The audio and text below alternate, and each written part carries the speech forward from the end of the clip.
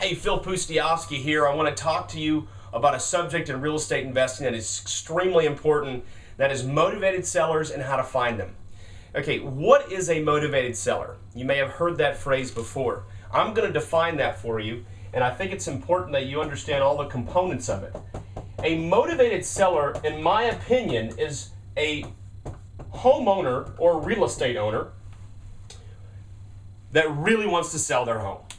And they have to sell their home for some specific reason. There are a lot of sellers that say, oh, I really want to sell my home, but they still want full market price and they're willing to wait 9 months on the market to get their price. That's not a motivated seller.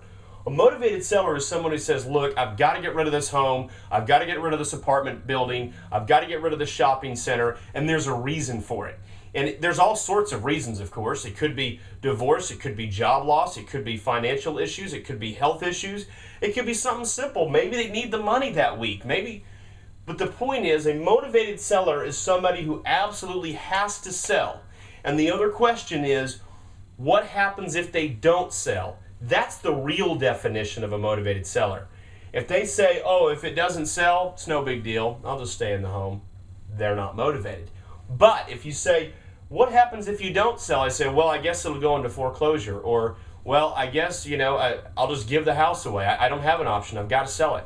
Now you've got a motivated seller. Does that make sense? There's another component to that. They have to be the owner. I know that sounds simple. But in real estate, if you don't own the property, you can't sell the property. Does that make sense? So you need to be dealing with a motivated seller who owns the property. So I could also call it motivated owner.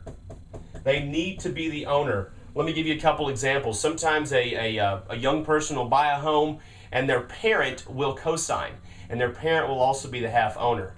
Well, if the younger person wants to stay in the home rent-free, for example, and the parent's the one making the mortgage payment each month, you'll often see where the parent wants to sell, whereas the person who's freeloading and living for free doesn't want to.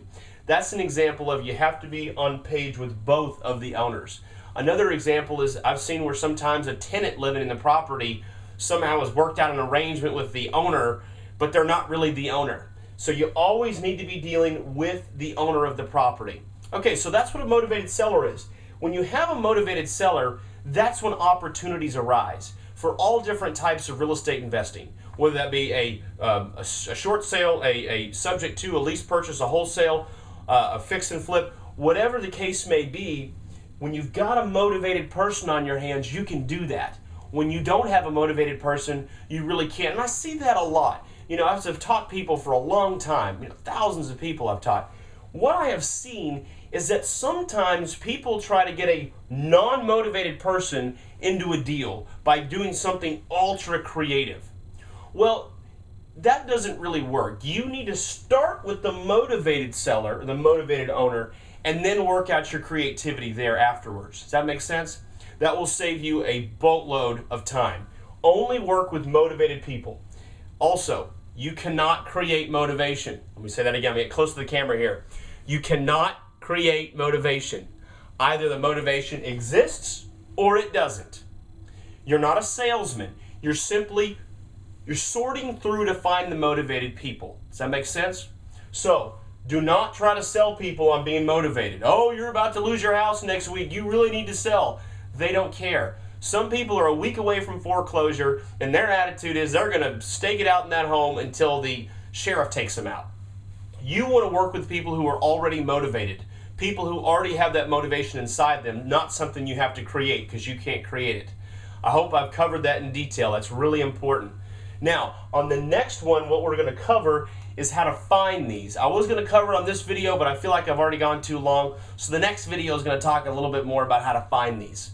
All right, great. Good talking with you.